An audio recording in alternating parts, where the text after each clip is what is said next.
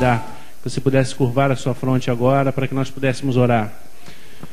Senhor, aqui estou, Senhor, para cumprir o que Tu me pediste, Senhor, falar da Tua palavra, Senhor. Senhor, eu agora me escondo atrás da Tua cruz, da cruz de Cristo, Senhor. Que aqui não seja o Márcio a falar, Senhor, mas que eu seja usado como canal para o fluir do Teu Espírito, Senhor. Usa-me conforme for a Tua vontade, Senhor. Que nada saia daqui de mim, mas que tudo venha de Ti, direto do Teu altar, para a Tua igreja, Senhor. Fala conosco, em nome de Jesus. Amém, Senhor. Amém, Jesus. Queria te convidar que você pudesse abrir a sua Bíblia no livro de Jeremias, capítulo 29, versículo 11. Jeremias 29, 11.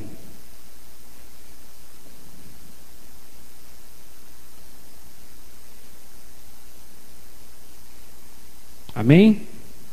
Diz assim a palavra de Deus: porque sou eu que conheço os planos que tenho para vocês, diz o Senhor, planos de fazê-los prosperar e não de lhes causar dano, plano de dar-lhes esperança e um futuro. Somente esse versículo. Queridos, por mais que a gente lute, ouça palavras como esta, de tempos em tempos ficamos ansiosos com o amanhã, pelo futuro, por decidir o que fazer. A cada dia na nossa vida, a cada luta que nós temos, sempre bate a ansiedade. Como é que vai ser o meu dia de amanhã?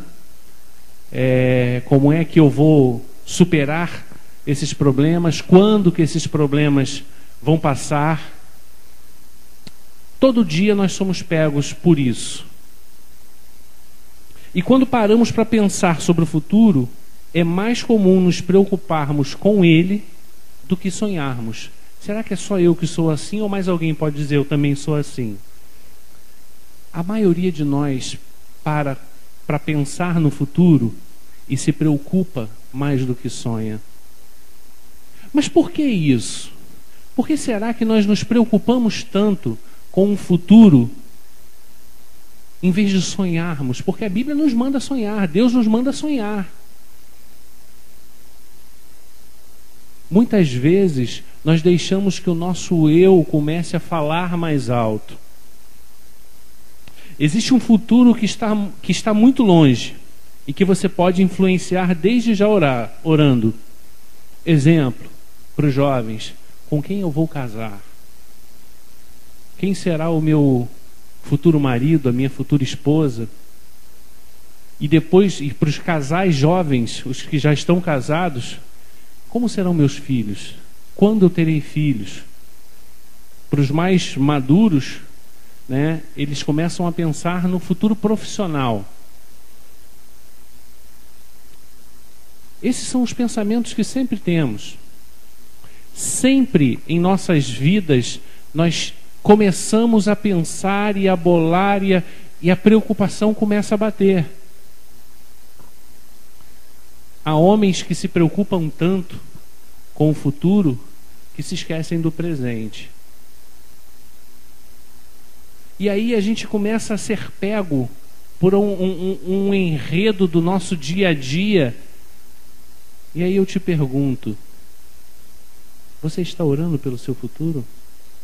E futuro não é o daqui a 3 anos, o daqui a 2 anos.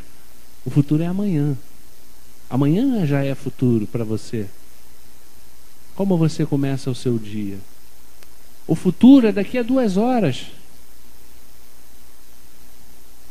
Muitos de nós pensam num futuro, mas se esquece que no presente você tem que planejar o futuro.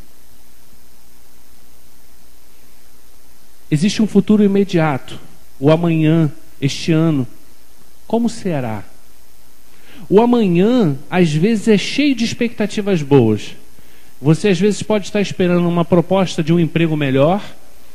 Você pode estar esperando uma resposta de uma casa que você vai comprar, uma resposta do financiamento do teu carro, uma resposta daquela menina que você falou assim: poxa, eu gosto de você, vamos namorar. Pode ser expectativas maravilhosas.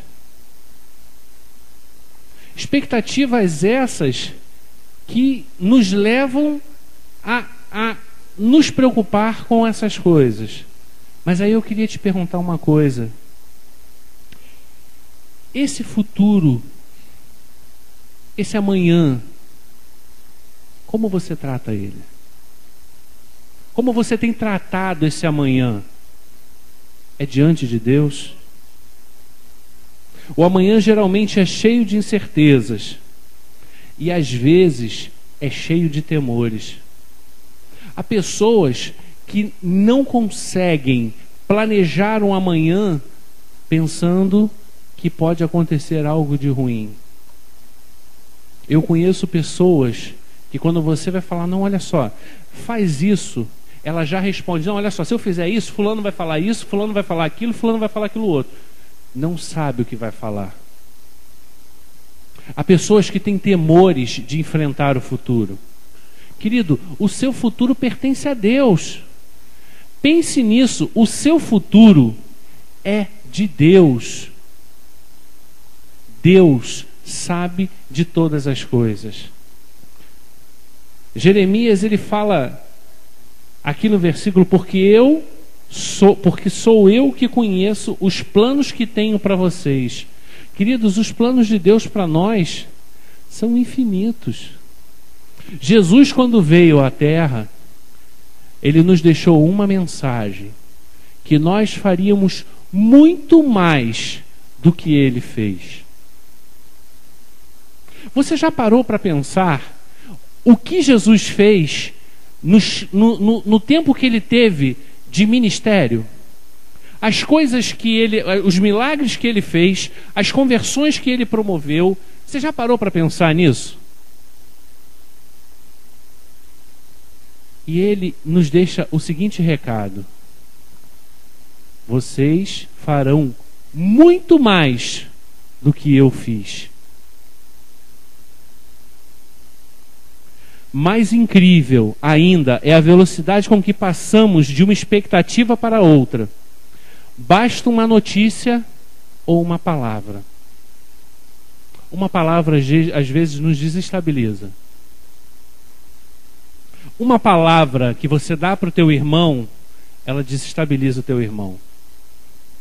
E às vezes, e muitas vezes isso acontece, uma notícia só, serve para desestabilizar uma vida inteira. E às vezes, não é uma notícia que te deixaria tão mal assim. Mas às vezes, a nossa distância de Deus nos faz receber aquilo de uma maneira tão difícil, tão diferente. Deus, ele tem algo para nós, e Deus fala sobre isso. A palavra dele fala sobre isso. Deus tem para você algo diferenciado do mundo. Deus não te prometeu que você ia ficar sem problemas aqui no mundo. Deus não te prometeu que você não ia passar por dificuldades. Mas Ele te prometeu que com Ele tudo você passaria. Você conseguiria passar por tudo. Por cirurgias, por problemas financeiros, por problemas familiares, por tudo você passaria. Como é que você recebe isso? Não, Senhor, olha, eu quero uma vida tranquila. E tem gente que é assim, que prefere uma vida tranquila. Então, não, olha só, eu vou ficar morno, porque o morno o diabo não vem me atacar. Eu já escutei isso de pessoas.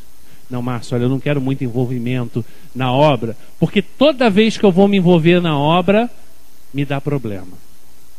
Eu começo a passar por dificuldade, Irmãos, Deus nos chamou para passarmos por tudo com Ele, porque Ele é o nosso provedor, Ele é o nosso sustentador, Ele nos dá todas as coisas na hora certa. Em momento algum, Deus vai te desamparar. Isso aconteceu com Davi, com Moisés, com Pedro. Vários deles receberam notícias e foram destabilizados. Eu queria te convidar para que você abrisse a sua Bíblia em 1 Reis, capítulo 19, versículos de 2 e 3. Nós vamos ver nessa passagem algo que se fala sobre Elias, para que você possa entender que homens de Deus também têm problemas. 1 Reis, capítulo 19, versículos 2 e 3.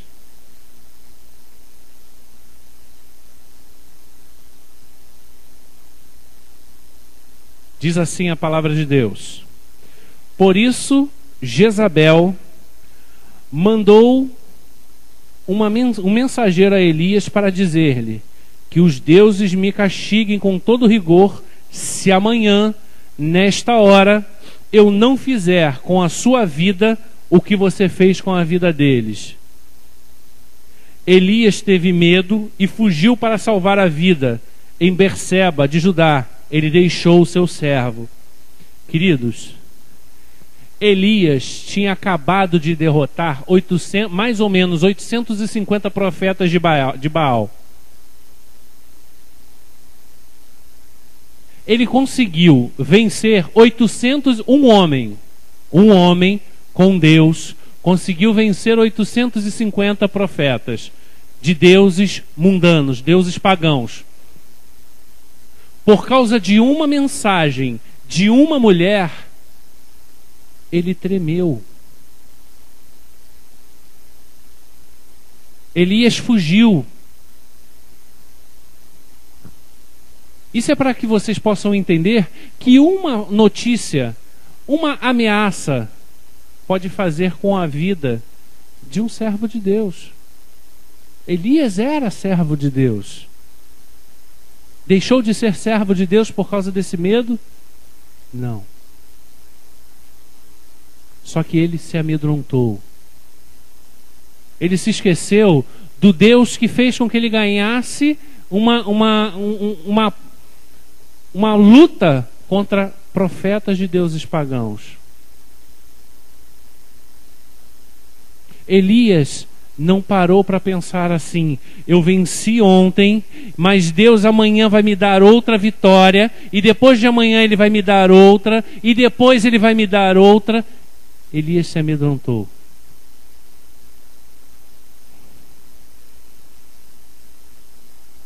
Se ele pediu a morte, é porque não via mais saída.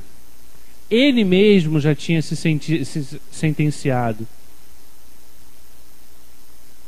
Queridos, vocês já pararam para pensar o que Elias tomou de medidas para isso? A fuga de Elias é de um homem que recebeu uma notícia e simplesmente não falou assim: Senhor, eu vou contigo. Tu já me deste uma vitória ontem, então eu vou contigo. Nós temos que ir de glória em glória, queridos.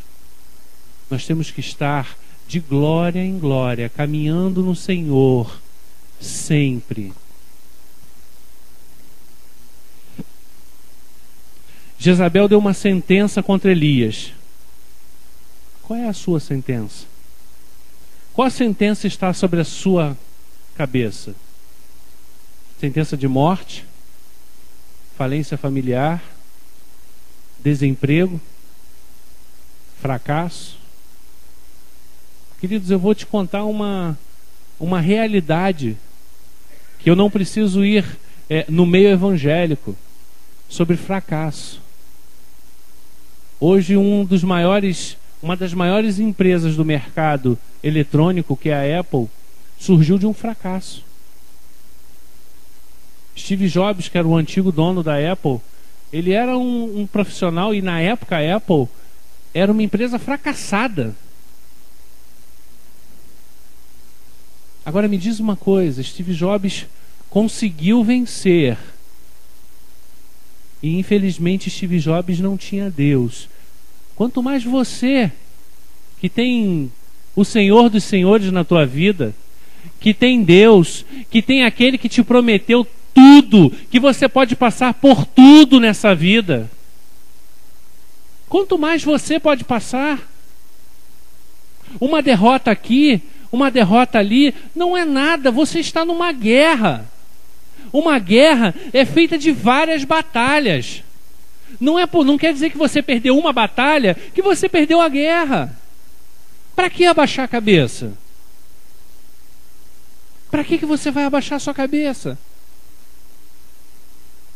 Nós somos filhos do Deus Altíssimo. Nós somos filhos daquele que é dono do ouro e da prata.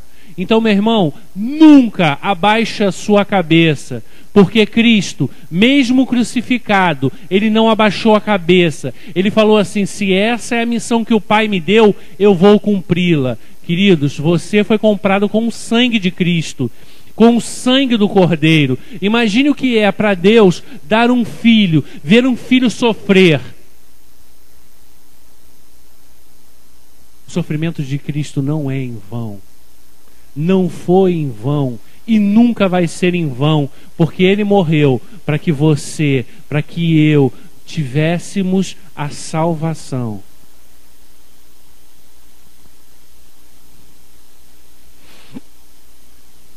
As pessoas confundem uma palavra profética com uma sentença satânica. Uma palavra profética tem valor muito maior do que uma sentença satânica. Principalmente porque uma palavra profética vem do trono de Deus. Se Deus tem uma palavra e uma promessa para a tua vida, querido, honre. Nunca se entregue, porque o que Deus tem para você vai se cumprir. Seja quando for, queridos. Eu vou te dar um exemplo que eu já citei aqui. A minha mãe orou durante 40 anos. 40 anos para que o meu pai se convertesse. O meu pai hoje está indo à igreja com ela. Do nada, meu pai começou a frequentar os cultos da igreja dela. Do nada, meu pai começou a levar minhas sobrinhas para a igreja, para o ensaio do balé. E fala para ele que não é para levar, para você ver só. Deus começa a modificar. O que Deus começa a transformar, às vezes é invisível para você. O que Deus começa a transformar, às vezes para você não é visto a olhos nus. Mas Deus está começando a transformar. E Deus começa a transformar por dentro. E vai começando a transformar por dentro. E vai transformando, e vai transformando. E você vai vendo que aquela pessoa que você olhava e falava assim: isso daí não tem futuro nenhum. Aquela pessoa começa a mudar. Aquela pessoa começa a mostrar para você coisas que você nunca tinha visto. E aí você olha e fala assim: eu tenho visto Cristo transformando a tua vida. E isso é maravilhoso.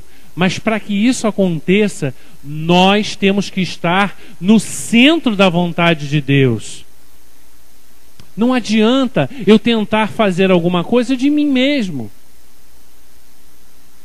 Eu tenho aprendido que tudo que eu vou fazer na minha vida, eu tenho que perguntar a Deus se é da vontade dele e como eu tenho que fazer. Queridos, você já parou para pensar o que é estar no centro da vontade de Deus? Não é simplesmente você perguntar a Deus se é da vontade de Deus aquilo, mas como é que você vai fazer? Não adianta aquilo ser da vontade de Deus e você sai fazendo tudo atropelado de qualquer maneira. Nós somos servos. Nós temos um Senhor, que é o Senhor dos senhores e que nos ensina a cada dia o caminho em que devemos trilhar. E que nos ensina a cada dia cada passo nós devemos dar. Queridos, Deus tem um futuro brilhante para cada um de nós. Deus tem um amanhã maravilhoso para cada um de nós. Tudo depende de nós. Eu assisti um vídeo essa semana pelo Facebook, que para mim, e eu postei no Facebook falando que era o melhor vídeo que eu já tinha visto nos últimos tempos. O vídeo começa com um caminhão de lixo e os lixeiros e Jesus do lado deles. E Jesus sempre andando com eles. E passa para outra pessoa conversando e Jesus ali do lado. E depois passa para uma criança, a criança mexendo e Jesus falando no ouvido da criança. Queridos, daquele vídeo nos dá a perfeita percepção de como Deus cuida de você, de como Deus faz as coisas com você. Aquele vídeo tem um momento em que o garoto está fazendo uma prova, ele é o último a ficar, e daqui a pouco o garoto já não sabe mais o que fazer. E Jesus vai lá no ouvido da professora, fala com a professora, e a professora vai lá no garoto para poder ajudar ele. Você entende o que é o cuidado de Jesus contigo?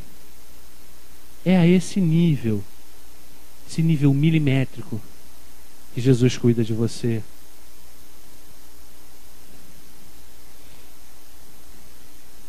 Querido, eu queria agora abrir em algumas passagens contigo sobre como Deus diz que será o teu amanhã. A primeira passagem em Tiago, capítulo 4, 14. Tiago, capítulo 4,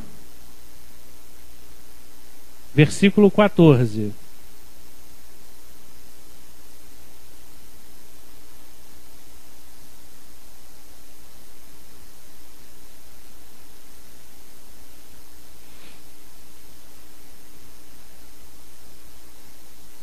Diz assim a palavra de Deus: vocês nem sabem o que lhes acontecerá amanhã. Que é a sua vida? Vocês são como neblina, que aparece por um pouco tempo e depois se dissipa. Queridos, Deus cuida do teu amanhã. O teu amanhã está nas mãos do Senhor.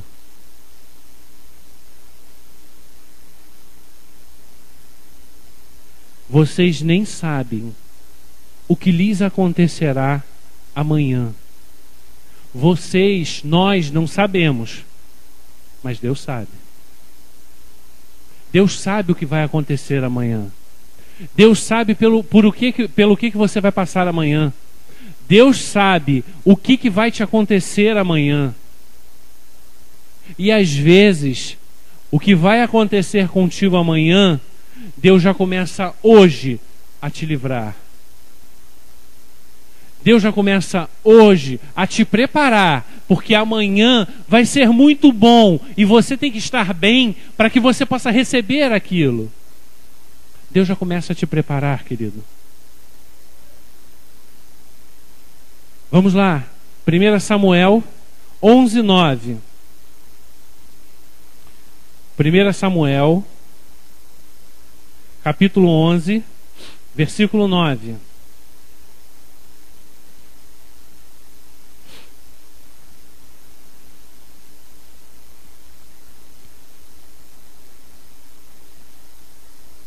Diz assim a palavra de Deus: e disseram aos mensageiros de Jabes: digam aos homens de Jabes de Gileade: amanhã, na hora mais quente do dia, haverá libertação para vocês.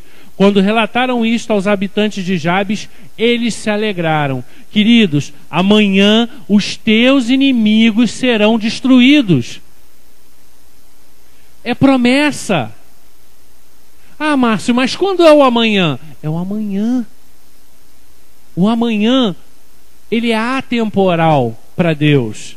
O amanhã pode ser o nosso amanhã. Mas tenha certeza de uma coisa: é no tempo de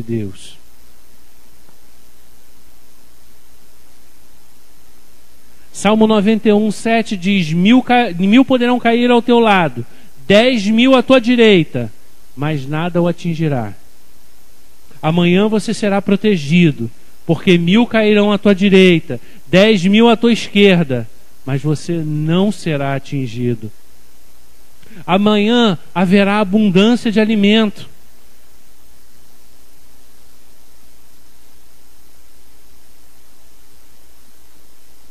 Amanhã o Senhor fará maravilhas. Amanhã a sua família será equilibrada. Amanhã haverá festa ao Senhor. Sabe por quê? Porque o meu Deus não é homem para que minta, nem filho do homem para que não cumpra uma promessa. Queridos, Deus prometeu a cada um de nós que estaria cuidando de nós. Deus prometeu a cada um de nós que nada nos atingiria. Nada nos atingiria. Portanto, querido, nunca deixe que Satanás fale ao teu ouvido que você não pode, que você não vai conseguir, que você não consegue, você não está preparado. Sabe por quê? O teu amanhã pertence a Deus. O teu amanhã é de Deus. Nada vai te atingir. Você está preparado para o amanhã de Deus? Essa é a minha primeira pergunta para você. Como você está fazendo para se preparar para o amanhã de Deus? Você tem intimidade com Deus? Não, Márcio, mas olha só, eu oro, mas só isso. É tão difícil hoje nós vermos pessoas que cumprem a palavra de Deus nas suas vidas. Por que será que é tão difícil? Tem pessoas que na igreja são uma bênção, uma maravilha. Pisam lá fora, só fazem bagunça. Você vai procurar no emprego, ninguém gosta porque é uma pessoa que não sabe lidar com ninguém. O que será que nós estamos fazendo para nos distanciarmos de Deus? Porque na realidade não é Deus que se distancia de nós, não. Nós começamos a nos distanciar de Deus.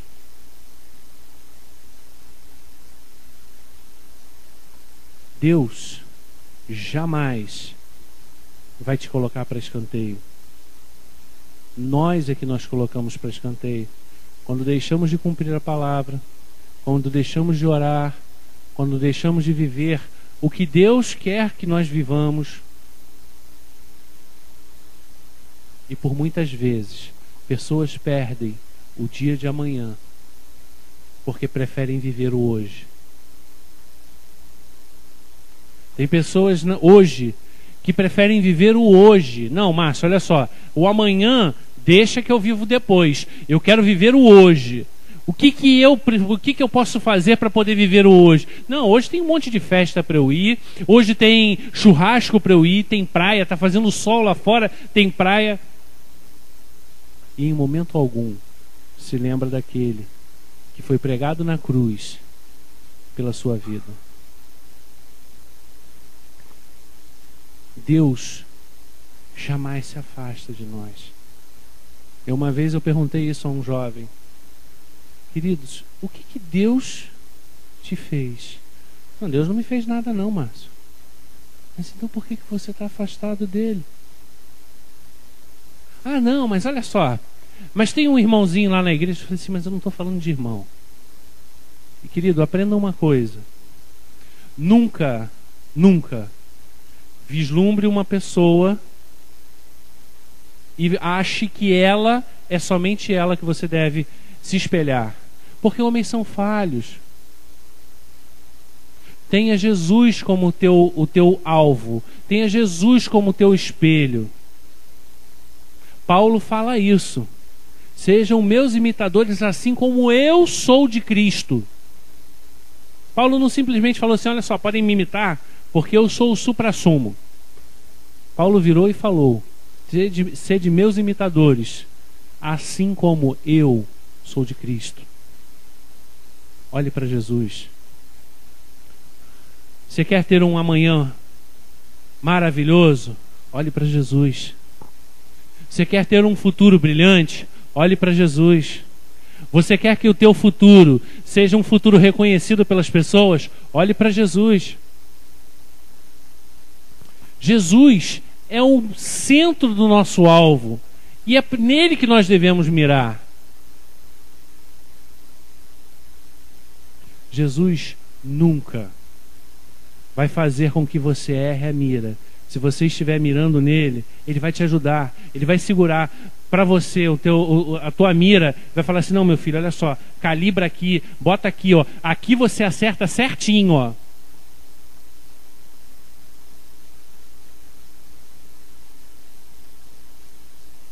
O amanhã de Deus, ele é maravilhoso para a vida dos servos dele. O amanhã de Deus é um amanhã de salvação. O amanhã de Deus é um amanhã de bênçãos. O amanhã de Deus é um amanhã de intimidade com Ele. Queridos, eu queria concluir o que Deus me deu falando para você justo sobre o amanhã. A sentença do diabo sempre será diferente da de Deus. A motivação, a origem e o caráter são diferentes. João 10:10 diz, o ladrão vem apenas para roubar, matar e destruir. Eu vim para que tenham vida e a tenham plenamente. Não permita que o diabo te confunda, porque ele é mentiroso e terrorista.